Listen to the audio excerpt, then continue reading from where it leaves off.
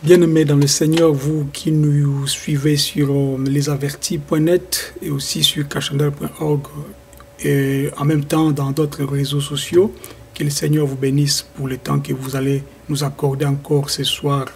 Nous sommes aujourd'hui le 14 décembre donc 2017. Il reste quelques semaines, quelques jours pour rentrer selon le calendrier de ce monde donc à la fin de l'année pour rentrer, n'est-ce pas, donc à la nouvelle année 2018. Peut-être tu as reçu de promesses de la part des hommes, peut-être que tu as reçu de promesses de la part de ton pasteur, de la part de ton apôtre. Peut-être aussi tu as reçu donc des promesses de la part des gens de ce monde. Mais sache-le bien, qu'aucune promesse de ce monde ou bien des hommes peut te procurer la paix. Aucune promesse des hommes peut se réaliser comme tu le veux. Car un homme peut dire aujourd'hui, mais il ne sait pas ce qui va se passer demain, donc il peut aussi se repentir. Mais le Seigneur, notre Dieu, Yeshua HaMashiach, Jésus-Christ le roi, il ne se répand pas. La Bible nous dit qu'en lui, il n'y a ni changement, ni ombre de variation, car il est le même hier, aujourd'hui et éternellement.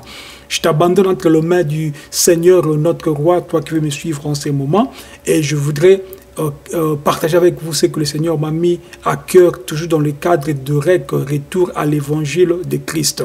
Nous allons prendre le temps de parler sur les miracles.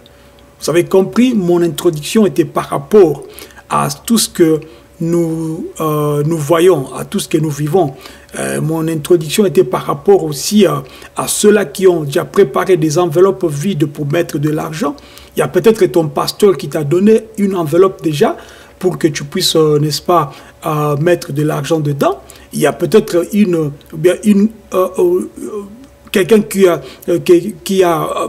qui pense peut-être que non, puisqu'il ne se marie pas, le mariage viendra ou bien viendrait à partir de cette enveloppe-là. Il y a d'autres peut-être qui n'ont pas donc deux enfants. Ton pasteur, ton prédicateur te dit de donner, n'est-ce pas, une enveloppe à la fin de l'année pour que tu puisses, n'est-ce pas, avoir d'enfants. Il y a d'autres même qui n'ont pas de travail, qui n'ont même pas, je vais dire, de séjour, qui n'ont même pas. Beaucoup de hommes, beaucoup de gens qui ont de difficultés. Devant les difficultés, les hommes restent réellement, ils deviennent tellement faibles qu'ils croient à toute parole qui sort même de la bouche d'un charlatan. Moi, je viens vous dire quelque chose de la part du Seigneur. Vous savez, le Seigneur nous aime tellement qu'il vous aime. Il veut que vous soyez des hommes et des femmes qui donnent leur confiance en lui. Puisque la Bible me dit que maudit l'homme qui se confie en l'homme. Donc, lorsque tu te confies à une parole soi-disant d'un homme de Dieu par rapport au donner et au recevoir, sache-le bien que nous sommes en train de vous dire nuit et jour que le Seigneur notre Dieu n'a pas besoin de votre argent. Dans ce passage, donc bien dans cette vidéo, je vais vous parler de comment discerner les miracles de Dieu. Comment discerner les miracles de Dieu. Puisque nous étant avertis du Seigneur, nous sommes aussi avertis par rapport à toutes ces choses ici, et nous ne voulons pas vous laisser comme ça, sans pour autant, n'est-ce pas, vous aider aussi à comprendre les choses que nous avons compris grâce au Saint-Esprit, grâce au Seigneur lui-même. C'est pourquoi je te demanderai, toi qui vas me suivre, après avoir suivi la vidéo, à la fin, si tu as des questions, tu peux nous les poser sur les adresses qui passent, et tu prends la vidéo, tu donnes aussi à une autre personne, afin que plusieurs puissent réellement être sauvés. Puisque lorsqu'une personne se laisse duper, lorsqu'une personne se laisse mentir, c'est qu'il n'a pas encore connu le Seigneur. Donc je vais prendre Matthieu, chapitre 24, verset 24. Car il se lèvera de faux Christ et de faux prophètes, ils feront de grands prodiges et des miracles pour égarer même les élus s'il était possible. Alors, remarquez ce que le Seigneur veut nous dire ici. Il dit que au dernier temps, En ces temps-ci, beaucoup de faux prophètes, beaucoup de faux Christ viendront avec la séduction de miracles. Vous savez, les miracles attirent.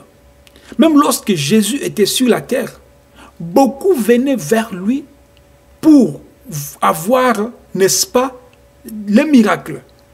Beaucoup venaient vers lui pour recevoir de lui de la guérison. Tout à fait normal. Mais gloire à Dieu, puisque lui avait l'esprit qui ne donnait pas seulement la guérison de la chair, mais la guérison de l'esprit de l'homme intérieur. Puisque lorsque nous lisons Job, nous voyons qu'il est écrit qu'en réalité, en esprit, donc en l'homme, c'est l'esprit. Si ton esprit est malade, même si ton corps est en bonne santé, tu ne sers à rien. Pourquoi? Puisque le corps que nous portons là, c'est une enveloppe.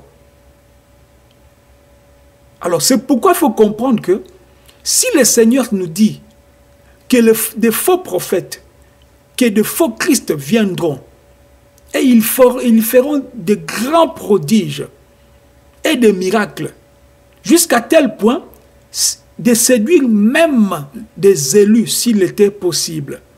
C'est pour dire que lorsque celui-là, ou bien ceux-là qui sont élus, ils peuvent être donc, on va dire, séduits. Alors à toi qui n'es pas encore même élu, à toi qui recherches encore la vie chrétienne, à toi qui recherches encore la vraie repentance, c'est pourquoi il est impossible de voir une personne qui aime le Seigneur, qui prêche la bonne nouvelle et aimer en même temps l'argent. J'avais prêché, j'avais dit la fois passée par rapport au culte de Mammon. Et allez suivre cette vidéo pour comprendre que tu ne peux pas servir deux maîtres. Tu ne peux pas servir l'argent et Dieu. C'est pourquoi toi, tu as ton enveloppe, tu as déjà reçu ton enveloppe de ton pasteur. Si tu suis cette vidéo, ce n'est pas un hasard. Ce n'est pas une vision. Mais le Seigneur parle tantôt d'une manière, tantôt d'une autre. Prends l'argent que tu voulais donner à ton pasteur là, cherche dans ton coin où tu habites, s'il y a de pauvres, s'il y a des orphelins, s'il y a de veuves, s'il y a des asilants, donne cet argent aux gens qui en ont besoin. Le Seigneur a besoin de ton cœur.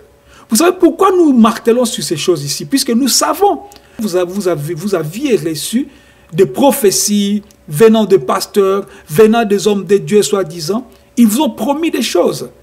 Mais curieusement, à la fin de l'année, peut-être que tu ne vois pas ces choses se réaliser. Et à la fin de cette année, il te dira encore d'autres choses pour que tu puisses rester pendant 12 mois et attendre. Moi, je te dis que le Seigneur que nous servons, c'est un Dieu de chaque jour. Si tu as une maladie, le Seigneur n'attend pas le mois de décembre pour te guérir. Si tu as un problème, le Seigneur n'attend pas le mois de décembre pour te sauver ou bien pour te donner la solution. Si tu as un problème, le Seigneur est là avec toi chaque jour, il t'écoute. Il suffit seulement que tu te tournes vers lui, que tu regardes réellement ta vie, tu laisses tout ce que tu fais, ce qui n'est pas bien. Lorsque tu vas te faire induire en erreur par de charlatans, le Seigneur comprend et voit que tu n'es pas encore en lui, tu ne l'appartiens pas encore. Matthieu 24 et 24, lorsque la Bible nous dit, le Seigneur nous dit, ils feront des grands prodiges. Même ces gens-là qui vous mentent, là, ils font même pas de faux miracles. Ils ne font même pas de faux miracles. Mais ils vous mentent avec des prophéties, des prophéties, des prophéties. D'autres qui prophétisent des choses qui n'arrivent pas, mais ils continuent à prophétiser, vous croyez aussi. Mais bien aimés, soyez des enfants de Dieu. Donnez-vous au Seigneur à 100%. Et vous verrez que lui va prendre soin de vous. Même votre entendement, même votre intelligence sera réellement renouvelée. Le Seigneur ne fait pas des ristournes avec des gens. Le Seigneur n'a pas besoin de ton argent. Je l'ai dit encore. Le Seigneur a besoin de ton cœur. Est-ce qu'il faut aider les gens avec l'argent? Oui, on peut le faire. Mais ce n'est pas une obligation qu'avant d'être sauvé, avant d'être guéri, avant d'avoir quelque chose que tu demandes, que tu puisses donner de l'argent. Ce n'est pas une condition. Le Seigneur nous aime tels que nous sommes. Il dit même à ceux-là qui ont l'argent, prends tes biens, va, vends-les et donne aux pauvres, puis viens, suis-moi. C'est pour dire qu'il n'a pas besoin de tes biens. J'ai dit la fois passée, donc quand vous lisez le livre des Actes des Apôtres, vous verrez que même l'apôtre Pierre et d'autres apôtres, ils s'étaient décidés, n'est-ce pas, de se soustraire de la gestion de toutes ces choses-là qui venaient, y compris l'argent. Pourquoi? Puisque tu ne peux pas servir le Seigneur avec de l'argent. Si un pasteur, après avoir prié, te demande une enveloppe, c'est un escroc. C'est un escroc. Il faut lui dire, non, je n'ai pas besoin de ta prière, retire ta prière. Vous vous laissez tellement, comment dire, escroquer facilement. Facilement. Ils vont venir avec des slogans. Cette année, c'est une année, je ne sais pas, d'avancement. C'est une année d'élévation. Non, non. Le Seigneur nous dit que ne vous inquiétez pas de lendemain, car le lendemain prendra soin de lui-même, car donc chaque jour suffit sa peine. Le Seigneur a créé le monde pendant les jours, selon notre temps, selon notre entendement ou bien notre langage. C'est-à-dire, lorsque nous parlons du jour, le Seigneur prend soin de la nuit et du jour. Le Seigneur prend soin de toi chaque jour, pas chaque année. N'attends pas au mois de décembre pour aider ou bien pour donner aux pauvres. Fais ça donc, pendant que tu es sur la terre et lorsque tu as le temps et le moyen, il faut le faire. Nous allons lire 2 Thessaloniciens chapitre 2 en son verset 9. La Bible nous dit ceci. L'avènement de cet impie se fera par la puissance de Satan avec toutes sortes de miracles, des signes et des prodiges mensongers. 2 Thessaloniciens chapitre 2 verset 9. Je reprends. L'avènement de cet impie se fera par la puissance de Satan avec toutes sortes de miracles, de signes et de prodiges mensongers. Soulignez encore miracle. Vous voyez que le miracle ne vient pas seulement de Dieu. Je ne dis pas ici que Dieu ne guérit pas. Je ne dis pas ici que Dieu ne donne pas. Je ne dis pas ici que Dieu ne fait pas. Mais je dis que Dieu ne fait pas en échange avec de la monnaie. Lorsqu'il a guéri, n'est-ce pas, Bartimée, la première question que le Seigneur l'avait demandé, c'était « Qu'est-ce que tu veux que je fasse ?» Bartimée a dit que je veux voir. Le Seigneur exauce des prières. Le diable il fait aussi des miracles. Et sauf que ces miracles, ce sont des miracles mensongers. Mais pour comprendre le miracle du diable, il faut être un enfant de Dieu averti. Un enfant de Dieu né de nouveau. Un enfant de Dieu baptisé du Saint-Esprit. Sinon, tu ne vas pas comprendre. Repartons d'abord donc dans Torah, l'Ancien Testament, Exode chapitre 7, verset 9.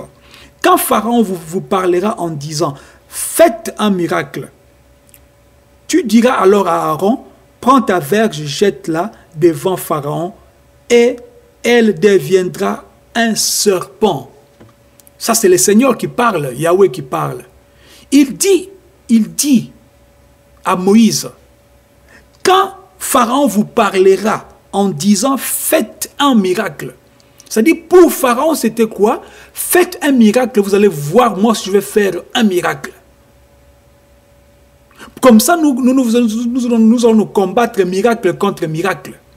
Pour lui, Pharaon, il croyait être fort. C'est pourquoi il faisait ça, il disait ça. Lorsque Pharaon, lorsque je vais dire, Moïse dit à Aaron, c'est lorsque que Yahweh lui avait dit, de jeter, n'est-ce pas, la verge, et cela deviendra un serpent. Vous connaissez la suite. Lisez tout le chapitre du verset, donc tout le chapitre, Exode chapitre 7. C'est pour comprendre que le miracle, c'est un monde mystique. Comme le diable existe, il a aussi une force qu'il avait reçue au début pour, n'est-ce pas, faire la gloire de Dieu, à la gloire de Dieu. Mais lorsque le diable, Lucifer, est devenu Satan, tout ce qu'il avait comme de bien se sont réellement traduits, ou bien, je vais dire, ils sont devenus mal.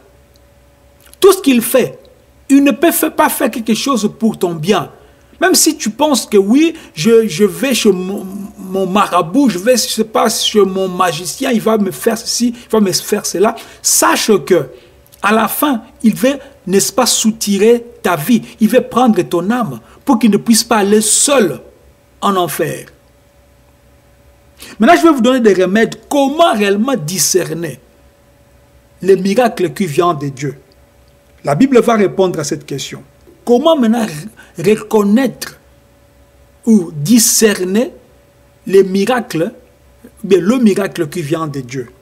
Matthieu chapitre 7, verset 16. Je vais lire. Vous les reconnaîtrez à leurs fruits. Une personne qui prétend, c'est une réponse courte et simple. Matthieu chapitre 7, verset 16.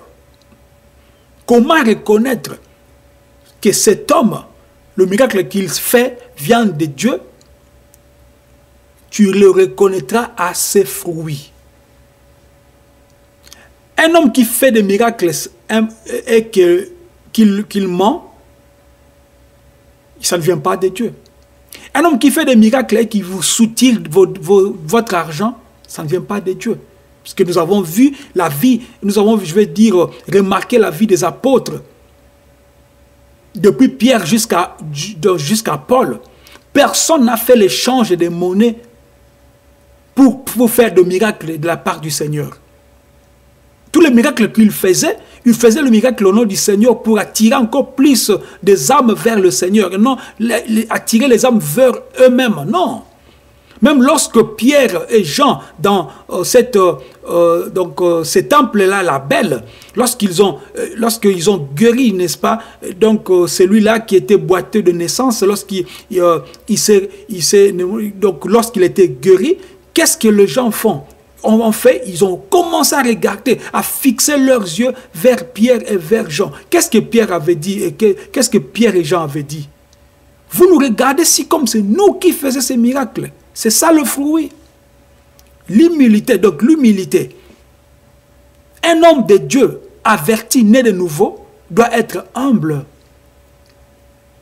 Un homme de Dieu averti, né de nouveau, doit faire la volonté du Père. Or, la volonté du Père, c'est aller et faire de toutes les nations mes disciples. Lorsqu'une personne se camponne dans un bâtiment, dans une salle, sans pour autant faire l'œuvre qui est dehors, comment imaginez-vous que vous avez des églises tout au long des avenues, et en face, tout au long des avenues, et en face, il y a des bars.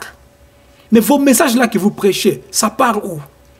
Même vos chantres là, de chantres païens, mais qui se disent chantres de l'Éternel, leurs chansons sont commencées même à être jouées dans des boîtes de nuit pour comprendre la connivence de ce qu'ils font et de ce que le monde fait.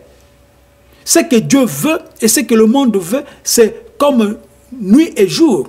Et c'est que ce faux pasteur-là, ce faux Christ, ce faux messager, ce faux chantre, ils font la volonté de maman. Ils font la volonté du diable. Combien vont vendre leur... ils sont en train de faire des CD dans le studio maintenant, au studio maintenant, pour vendre leur CD, n'est-ce pas, le 31 décembre. Oh, pitié pour vous, mes bien-aimés. Que sert à l'homme, à un homme, de gagner toute la richesse du monde s'il perdait son âme? Est-ce que l'état de ton âme est en conformité avec la parole de Dieu? Je ne pense pas. Lorsque tu écoutes ce message, ne boude pas. Le Seigneur m'a envoyé pour te dire ceci, mon bien-aimé, ma bien-aimée. Laisse la vie que tu es en train de faire.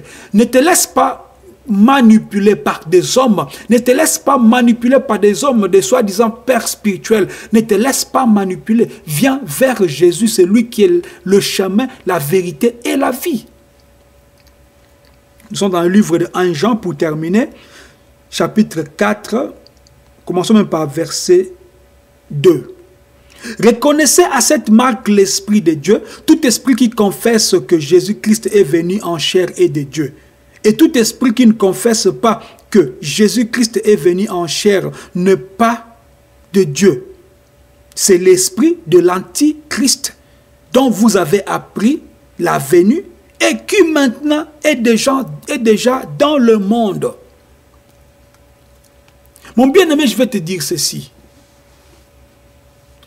Si tu remarques dans une assemblée, appelez ça comme vous voulez, église, un pasteur qui a une place d'honneur et sa femme à côté, quittez, ce n'est pas l'église de Dieu. Si vous remarquez cela, quittez, ce n'est pas l'église de Dieu. Même si cette femme-là est soi-disant pasteur, il n'y a pas de pasteur femme. Il n'y a pas de pasteur femme. La Bible nous dit pas cela. Il n'y a pas de pasteur ou d'apôtre femme, il n'y en a pas. Si tu remarques, tu pars dans une assemblée, dans une salle appelée église, et qu'il y a un pasteur assis sur une chaise d'honneur, donc d'honneur, et à côté, sa femme, et à côté, ses collaborateurs, il faut quitter, ça ne vient pas de Dieu. Puisque si ces gens-là confessent réellement que le Seigneur Jésus-Christ, c'est lui, le maître et même le chef de l'église, il devrait s'asseoir avec vous dans le même banc. Il voulait laisser la liberté et que tu puisses te lever pour dire que j'ai quelque chose à parler. Mais regardez comment est-ce que les choses marchent. Ils vont te dire que c'est l'ordre. Non, ce n'est pas l'ordre. Puisque lorsque Dieu existe parmi le peuple, lui-même va mettre de l'ordre par le Saint-Esprit. Et celui-là qui a, n'est-ce pas, des vocations ou celui-là qui a des dons, le Seigneur va faire en sorte que d'autres puissent les suivre. Lorsque Moïse avait reçu de la part du Seigneur la mission, Moïse n'a pas fait de discours. Lorsqu'il est revenu, tout le monde l'a suivi puisqu'il avait l'Esprit de Dieu. C'est ainsi que je te dis encore une fois, reconnaissez le fruit de ceux-là qui font des miracles. S'il est menteur, ambianceur, c'est pas, il s'habille comme un musicien du monde, il aime la vie de luxe, il a une femme, il se divorce, il se marie avec une autre femme, tout ça. Si vous avez des gens comme ça, quittez. Il faut pas suivre ça. Je vais encore faire cette vidéo, si le Seigneur nous donne le temps, prochainement, dans d'autres langues, pourquoi pas en lingala, pour, n'est-ce pas, marteler sur ce que nous sommes en train de dire. Les jours sont tellement mauvais. Rachetez le temps, puisque le Seigneur revient bientôt. La vie que nous voyons, c'est une vie passagère. Ne pense pas que la santé que tu as aujourd'hui, tu l'auras demain. Ne pense même pas que la maladie que tu as aujourd'hui, demain, ça va persister. Non, le Seigneur peut faire quelque chose dans ta vie aujourd'hui, si tu te décides de le suivre réellement et de faire sa volonté, et tu verras sa main dans ta vie. Que le Seigneur, notre roi, Yeshua HaMashiach, vous bénisse. Amen.